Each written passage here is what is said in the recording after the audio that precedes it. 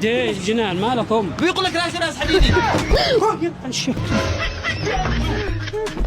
كيف حالك؟ الحمد لله. عرفنا اسمك؟ عبد الكريم الشامي. عبد الكريم الشامي. اخ عبد الكريم، معنا الولد هذا. تعال، حصلته بالشارع قال لك انه راسي راس حديدي. انا بالراس الحديدي. ايش انت؟ ابو الراس الحديدي. كيف ابو الراس الحديد وذا راس طبيعي؟ قال راسي راس حديدي وجاب معه شاكوش، تمام، مطرقه. ايوه. قال نحن ندق براسه. لا مستحيل. ها؟ مستحيل. والله اني بكلمك جد والله. لا حتى لو وجد. ها؟ لا حتى لو وجد. ليش؟ صلي على النبي، الشعر نفس الشعر والجلد نفس الجلد، اقوم ادق براسه جنان. يعني ايش بيصلحوا لك بالبيت؟ بيخلفعوني بحجار بصناطل بحديد. مستحيل. نجرب.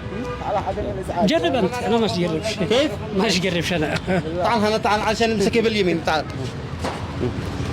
يعني انا بالنسبه لي ان انا ادق، لا ادقه ولا لا؟ لا الراس طبيعي، خاف الله. اسكت لو حاجه حديده ولا شيء. ايش صلحي ولا ايش؟ اخفع. اخفاع. قال بيقول لك اخفاع. لا يا مغفل يا مجنون، هذا شاكوش حديده، هات تشوريه. لحظه قد اذا بدق الان مستعد، قد بيقول لك راسي راس حديدي. هذا حديد عي. عادي. لا خلاص تجرب عندك انت، تجرب بالبلاد. لا انا لا تجربش عندي، ايش دخلني انا؟ راسك اكبر من راسه. منين جيت يا جني منين؟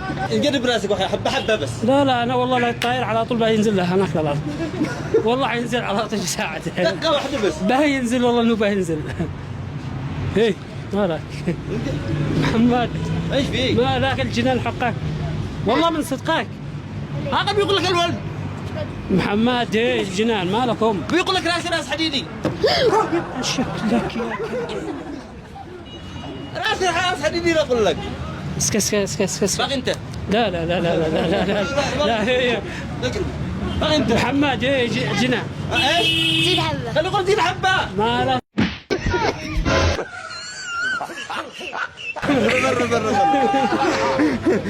حصلت على جائزة مالية مقدمة من مؤسسة المريسي للتجارة والاستيراد. سمعونا أقوى تحية له.